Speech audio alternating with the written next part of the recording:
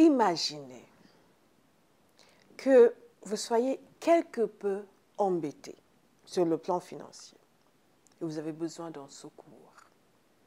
Je viens vous voir, je vous dis bonjour, je m'assieds, je prends une tasse de thé et je vous dis à quel point c'est triste que vous soyez dans une telle situation. J'exprime ma sympathie et je m'en vais. Imaginez que quelqu'un d'autre arrive, s'assied, écoute votre histoire et vous offre un chèque en blanc qui vous permet de vous sortir de cette situation. La personne vient de vous donner le pouvoir d'agir et de vaincre vos difficultés. Vous m'aimez bien, mais mon intervention ne vous aurait apporté quoi que ce soit d'autre que ma petite pitié et mon amitié. Mais la capacité dont vous aviez besoin pour vous en sortir, je n'étais pas en mesure de vous offrir. Ce que Dieu nous a donné en Jésus, ce n'est pas simplement son amour, son amitié, sa pitié, c'est la capacité d'action. L'évangile est une puissance. Il y a littéralement la capacité d'action de Dieu qui est mise à notre disposition à travers Jésus. D'ailleurs, Jésus était l'exemple même d'un homme sur la terre qui fonctionnait dans cette capacité divine. Rappelez-vous, il était Dieu, il s'est fait homme et il a laissé ses prérogatives derrière lui et il est devenu comme nous. Mais il était loin du Saint-Esprit et il avait, à travers la présence du Saint-Esprit, une capacité d'action extraordinaire. Il est dit le concernant, c'est l'apôtre Pierre d'ailleurs qui parle avec des gens, et cela est indiqué dans Actes chapitre 10, il est dit le concernant qu'il allait partout faisant du bien. À chaque fois que je prêche sur ce passage, je m'arrête sur ce faisant du bien et je passe quelques secondes à encourager et exhorter les gens à être comme Jésus. Il n'y a pas de vie meilleure que celle qui est passée faisant du bien. Et Jésus donc allait de lieu en lieu faisant du bien. Et il nous a dit ici, je vous cite littéralement le passage, « Ensuite Dieu a oint Jésus de Nazareth en répandant sur lui la puissance du Saint-Esprit.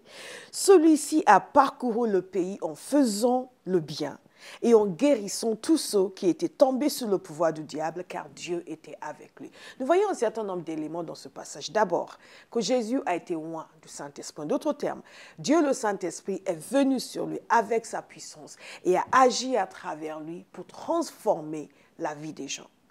Et Dieu continue à faire la même chose aujourd'hui dans ceux qui ont cru en lui, qui ont cru en Jésus. Donc, qu'est-ce qui s'est passé? Jésus, oint du Saint-Esprit, allait partout, partout, absolument partout, faisant du bien. Et cela consistait en quoi?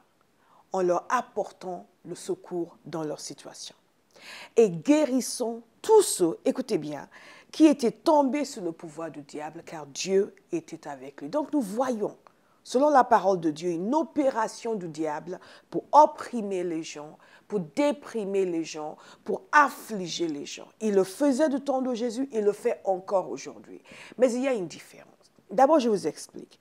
Le ministère de Jésus consistait en cela. Il enseignait, il prêchait, il guérissait les malades, il apportait le secours aux gens, il leur montrait qui est Dieu et qui était Dieu et comment Dieu fonctionnait. Il était l'expression même de la bonté de Dieu sur la terre. Et les gens le suivaient de partout. Les gens savaient que s'ils arrivaient à toucher Jésus, ils allaient trouver la solution à leurs difficultés. Dieu nous a donné non seulement son amour, sa commisération dans notre malheur, il nous a donné sa capacité de nous en sortir. Et Jésus manifestait cela. Je vais vous raconter une histoire. Un jour, Jésus était en train d'aller dans la maison d'un homme qui était venu le solliciter pour la guérison de sa fille. Et Jésus a eu une rencontre avec une personne. Il y avait une foule extraordinaire autour de lui, mais une foule inimaginable autour de lui. Ses disciples, tout le monde essayait de s'approcher de lui et lui essayait de se diriger vers la maison de cet homme pour aller aider son enfant. Et bien tout d'un coup, Jésus s'est arrêté. Et Jésus a dit, qui m'a touché? Et ses disciples l'ont regardé, mais Seigneur, attends, écoute, tu as vu la foule autour de toi? Mais, excuse me, comment qui t'a touché? Tu as vu le monde qui est autour de toi? Et Jésus a dit, non, quelqu'un m'a touché. Vous savez comment il a su que quelqu'un l'avait touché? Il a dit ceci, parce que la force est sortie de moi. La puissance de Dieu est sortie de lui. Mais qu'est-ce qui s'est passé? C'est qu'il y avait une pauvre femme qui était malade, qui avait été malade depuis des années et des années et des années. Et la Bible nous dit qu'elle avait dépensé tout ce qu'elle avait sur les médecins. Elle avait tout dépensé. Il ne lui restait rien. Mais elle n'était toujours pas guérie. Et elle avait entendu parler de Jésus et elle s'était dit, oh, si j'arrive à toucher, ne serait-ce que le pont de sa robe, je serai guérie. Parce qu'elle avait entendu et elle avait cru. Est-ce que vous entendez aujourd'hui? Est-ce que vous croyez? Elle avait entendu, elle avait cru, elle était convaincue que si elle touchait Jésus, elle allait être guérie. Et elle a cru, elle a touché Jésus à son insu. À son insu. Et la puissance de Dieu est sortie de Jésus, est entrée dans cette femme et elle a été guérie. L'évangile est une puissance. Dieu a mis sa puissance derrière sa parole pour que ce qu'il dise vienne à accomplissement. Un jour, Jésus est arrivé quelque part, il y a un homme qui est venu vers lui. C'était un fou. Et cet homme était possédé par des démons. Et tout de suite, il a crié, oui, qu'est-ce que tu es venu faire ici, fils de Dieu? Tu es venu me tourmenter? Et Jésus, vous savez ce qu'il a fait? Il a délivré cet homme. Et il y avait beaucoup de démons en lui, beaucoup d'esprits méchants. Jésus l'a libéré. Ils sont tous partis et il était complètement restauré. Les gens de la ville ont vu l'homme. Ils ont pris peur. Ils n'ont pas compris. Ils ont pris peur. Qu'est-ce qui s'est passé? C'est le genre de puissance que Jésus manifestait quand il était sur la terre. Il y a des gens qui vont lire ces passages et qui vont dire « Ah oui, mais on ne sait pas trop comment prendre cela. » Prenez-le tel quel. Jésus manifestait la puissance de Dieu pour guérir, pour délivrer, pour libérer et il continue à le faire aujourd'hui. L'évangile est une puissance. Ce ne sont pas juste des histoires habilement conçues. Ce ne sont pas juste des thèses sur la vie d'un homme. Dieu amène un changement radical dans la vie de celui qui décide de lui faire confiance. Sa puissance entre en action. Quel que soit le besoin, que ce soit la guérison, que ce soit la délivrance, que ce soit l'aide, Jésus a montré que Dieu ne refuse pas d'aider les gens. Dieu ne refuse pas. Quelqu'un était venu voir Jésus pour dire, Seigneur, si tu veux, mais si je veux. Jésus veut, Dieu veut. Et pas une seule fois, il a refusé d'aider quelqu'un. Pas une seule fois. Pas une seule fois, il a dit, non, je ne veux pas t'aider. Dieu ne refuse pas son aide. L'évangile est une puissance. Une force est sortie de lui, entrée dans le corps de cette femme et a amené la guérison.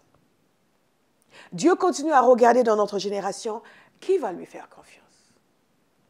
Et cet homme a été merveilleusement délivré. Et ce n'était pas la seule manifestation de la puissance de Dieu que l'on a vu dans la vie de Jésus, des témoignages extraordinaires. Et les gens disent, mais comment comprendre cela? Comprenez-le simplement, c'est une réalité. La parole de Dieu nous dit que le Fils de l'homme est apparu pour détruire les œuvres du diable. C'est clair, le monde entier est sous l'emprise du diable. Et Jésus est venu pour détruire ses œuvres. Jésus est venu pour guérir. Jésus est venu pour sauver. Jésus est venu pour délivrer. Jésus est venu pour libérer. Et quelle que soit la situation dans laquelle vous êtes aujourd'hui, vous pouvez lui faire confiance. Vous pouvez décider, ça s'arrête aujourd'hui.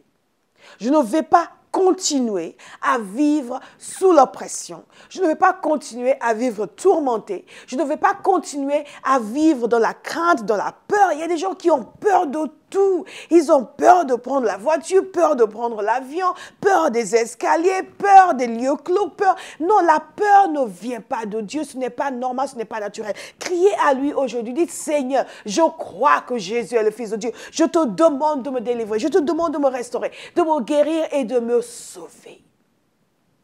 Dieu sauve. Quand Jésus est mort à la croix, les gens pensaient que c'était fini pour lui. Mais quand il est sorti du tombeau, quand il est ressuscité, il a dit à ses disciples, tout pouvoir m'a été donné. Il a reçu toute autorité. Toute autorité dans l'univers lui a été donnée. Et tout de suite, il a envoyé ses disciples pour qu'ils aillent prêcher l'évangile. Et ce qui est intéressant aussi, je vais vous lire un passage dans Marc chapitre 16 que beaucoup de gens connaissent, mais je sais que beaucoup de gens qui me regardent aujourd'hui ne connaissent pas ce passage, et je vais vous lire ce passage pour que vous compreniez que si vous venez à Jésus, il a une réponse. Et Dieu manifeste sa puissance lorsqu'on lui demande et lorsqu'on lui fait confiance. Vous n'avez pas besoin de payer pour avoir la réponse de Dieu. Si quelqu'un vous demande, si tu donnes une offrande, je vais prier pour toi, fuyez. Parce que ce n'est pas une marchandise que l'on achète. Dieu nous demande de venir avec la foi. Dieu nous demande de venir en faisant confiance à son Fils qui a brisé la puissance du diable. À travers lui, nous entrons dans la pleine liberté. Mais il n'y a pas d'argent à verser. Là où vous êtes, faites confiance à Dieu. Priez, demandez et il vous exaucera. L'évangile est une puissance. Ce n'est pas une théorie, c'est une démonstration d'esprit et de puissance. Et c'est ce que l'apôtre Paul a dit par ailleurs, quand il a écrit aux Corinthiens. Il dit, mais ma prédication au milieu de vous, ce n'était pas des paroles de sagesse humaine, mais c'était par une démonstration d'esprit et de puissance. Et lorsqu'on voit la vie de Jésus, c'était constamment une confrontation de puissance. Il exerçait sa puissance et les esprits méchants reconnaissaient son autorité et s'en allaient. Et cette même autorité, il a confiée à son Église. Parce que quand il est sorti du tombeau, il a dit que toute autorité, tout pouvoir lui a été donné. Et quand nous lisons dans l'épître aux Colossiens, nous comprenons ce qui s'est passé. Il nous a dit que Jésus a désarmé toute autorité et tout pouvoir, les donnant publiquement en spectacle, qu'il les a traînés dans son cortège triomphal après sa victoire à la croix. La croix n'était pas une défaite, c'est une victoire. La résurrection de Jésus a établi pour toujours sa domination sur la mort, sa domination sur le diable, sa domination sur toute chose. Et Jésus est élevé dans la gloire et il a délégué cette autorité à son Église. Je vais vous lire un passage dans Marc chapitre 16. Dans Marc chapitre 16, Jésus dit ceci à ses disciples. Il dit ceci à vous et à moi. C'est vraiment important. Si vous avez mis votre foi en Jésus, vous avez une responsabilité.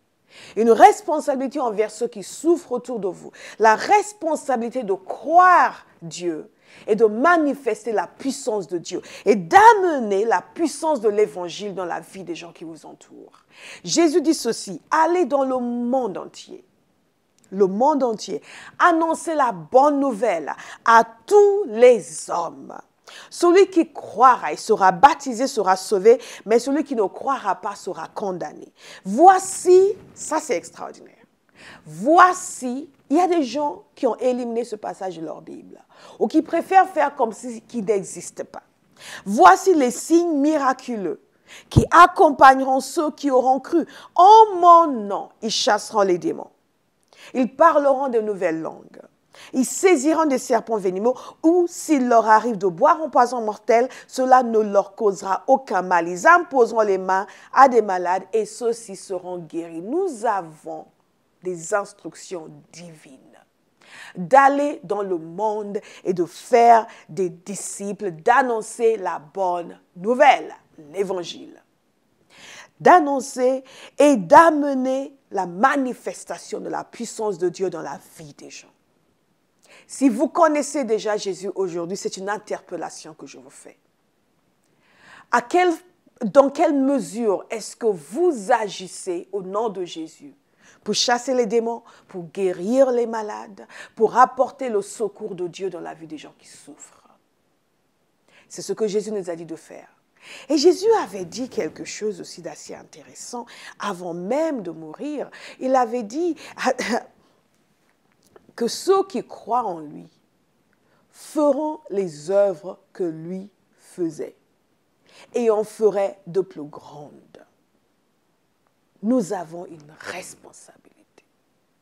Dans l'épître, dans l'évangile de Jean, il nous est dit qu'à tous ceux qui l'ont reçu, à tous ceux qui ont cru en lui, il a donné le pouvoir de devenir enfants de Dieu. Nous avons cette capacité, lorsque nous croyons en Dieu, de devenir enfants de Dieu. Nous sommes transférés de la mort à la vie. Nous sommes transférés des ténèbres dans le royaume de son Fils bien-aimé. Et dans le royaume de son Fils bien-aimé, il y a une toute autre manière de vivre.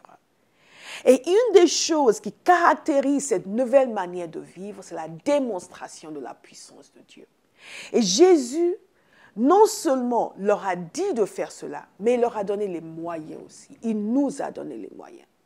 Jésus a dit à ses disciples de rester à Jérusalem et qu'ils allaient recevoir une puissance. Dans Actes chapitre 1, vous recevrez une puissance, le Saint-Esprit survenant sur vous. Et vous serez mes témoins. Est-ce que vous voyez, Dieu nous demande d'être des témoins et nous donne le moyen d'être des témoins. Et c'est ce que nous fêtons le jour de la Pentecôte, cette arrivée extraordinaire et tonitruante de Dieu le Saint-Esprit qui est venu, qui a touché, qui a rempli ces hommes, qui leur a donné la capacité d'agir dans la même puissance dans laquelle Jésus a agi sur la terre.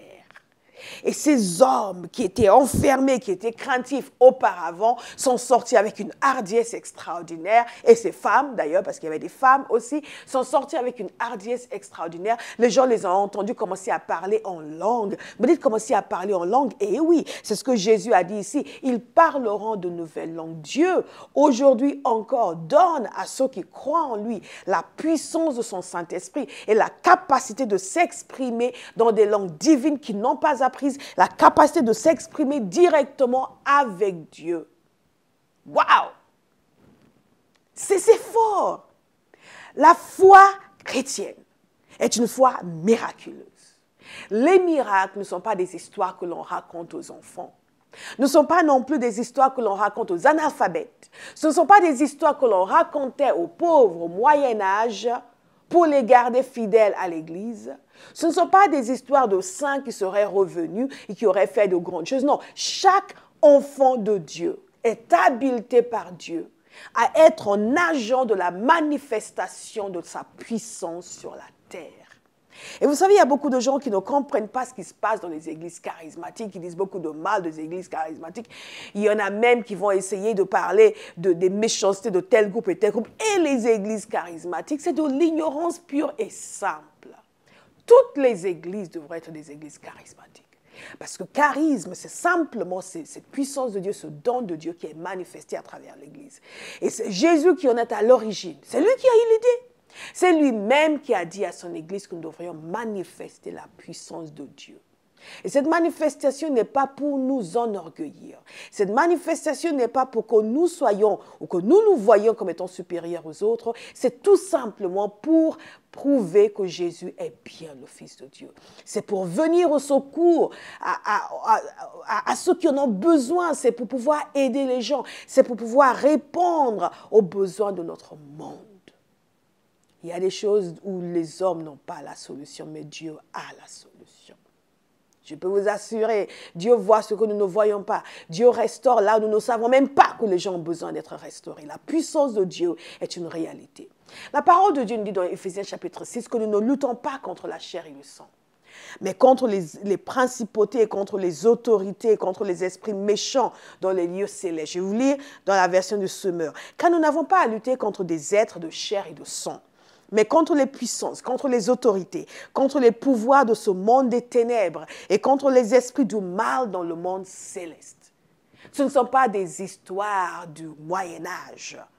là, avant l'Internet, avant la télévision, avant les lumières, où l'on croyait à l'existence des esprits méchants, c'est une réalité. Le mal est une réalité. Le bien est une réalité. Et les forces du mal continuent à opprimer les gens, à s'attaquer aux gens et à les déprimer, à les maintenir en esclavage. Et Dieu a envoyé son Fils pour briser la puissance du diable. Et aujourd'hui encore, il continue à agir à travers son Église.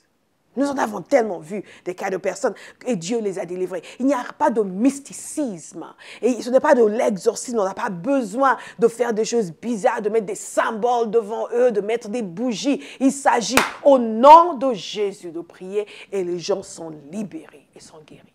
Je peux vous assurer aujourd'hui, Dieu délivre. Il n'y a pas de secret. Vous n'avez pas besoin d'aller dans un endroit particulier, de ramper par terre. Dieu n'a pas besoin de cela pour délivrer. La foi en Jésus. La foi que Dieu vous entend et vous guérit et vous lui demandez et il le fait. Il le fait encore aujourd'hui parce qu'il a la puissance pour le faire. Donc la Bible est très claire. Il y a des forces contre lesquelles nous luttons. Mais il nous dit ceci, prenez toute l'armure de Dieu. Fou. Extraordinaire. Revêtez-vous de toute l'armure de Dieu afin de pouvoir tenir ferme contre les ruses du diable. Nous avons la capacité de tenir ferme. Jésus a dit, parmi les signes qui suivront ceux qui auront cru, ils chasseront les démons. Nous devons libérer les gens autour de nous. Nous devons les aider à s'en sortir. Nous devons intercéder pour eux, prier pour eux. Nous avons aussi reçu le pouvoir de vivre libre. La parole de Dieu nous dit que le péché n'aura plus de domination sur nous. Ce qui veut dire que quand nous donnons nos vies à Jésus, les mauvaises habitudes, la puissance, cette chose qui nous empêchait de pouvoir dire « je ne vais pas faire ça » disparaît. Maintenant, nous avons la capacité de dire non. Aucun chrétien ne peut dire « j'étais obligé de faire ça ». Nous ne sommes jamais obligés. Nous choisissons de faire. Mais Dieu nous a donné la capacité de vivre une vie sainte et d'être libre.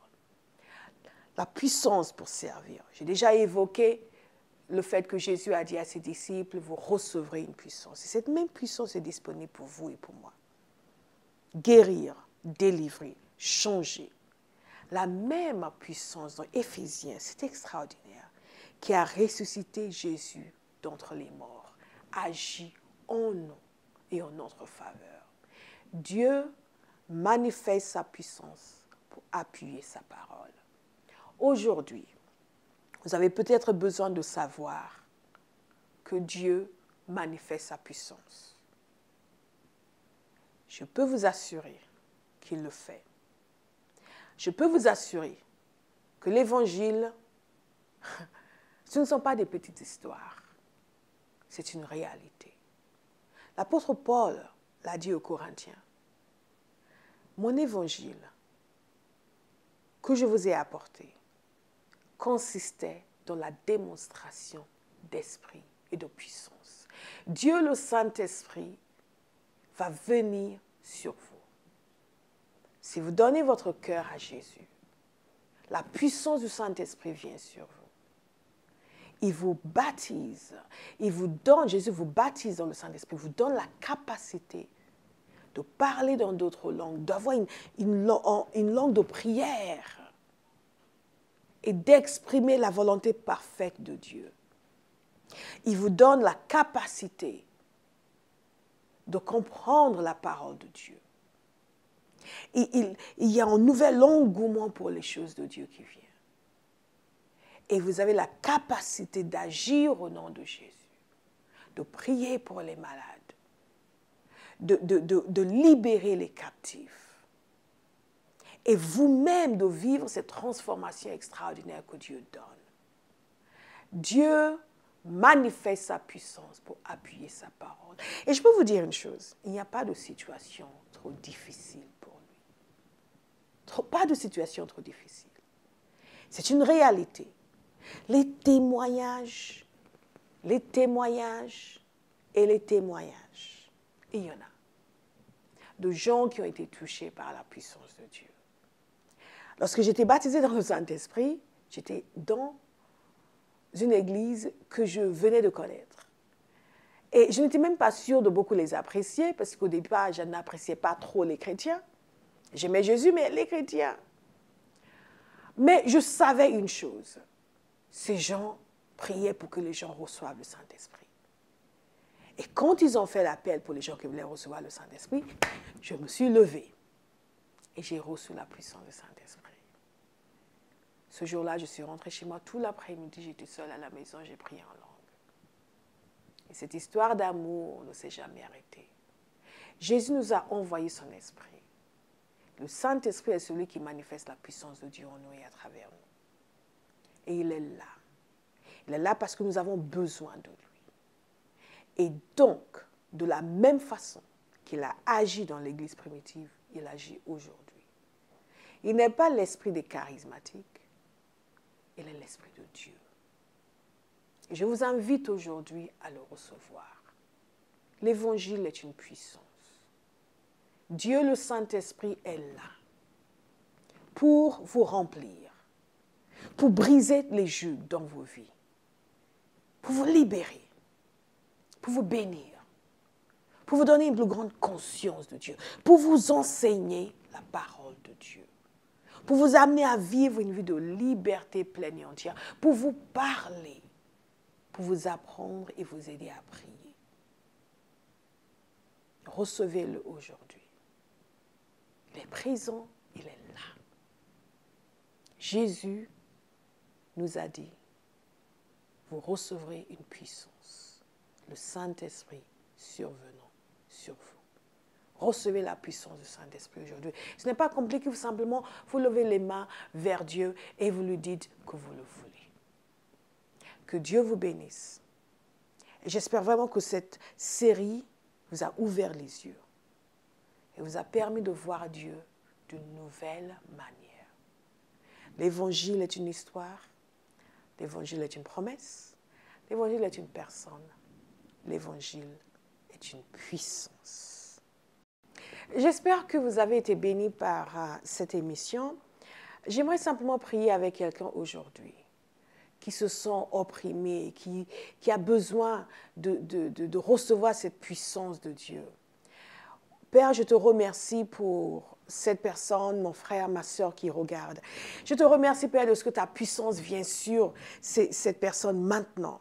Et que la puissance du diable est brisée sur leur vie. La puissance de la maladie est brisée sur leur vie. La puissance du péché est brisée sur leur vie. La puissance de Dieu, je déclare et je libère la puissance de Dieu très haut sur votre vie aujourd'hui. Que rien ne sera plus jamais le même. Père, je te remercie parce que tu es celui qui agit, tu es celui qui guérit, tu es celui qui sauve. Amène ta guérison, amène le salut, amène la délivrance et la libération totale, complète et entière dans la vie de ces personnes aujourd'hui dans le nom puissant de Jésus. Si vous voulez recevoir le baptême dans le Saint-Esprit, c'est très simple.